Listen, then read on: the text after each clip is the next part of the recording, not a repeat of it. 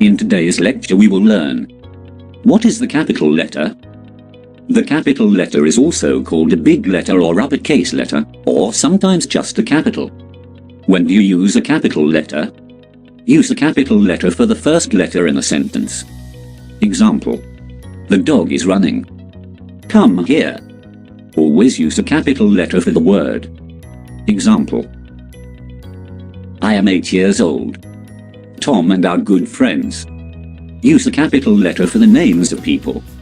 Example: Aslam, Azam, Ian, Brian, James, Tom. Use the capital letter for the names of places.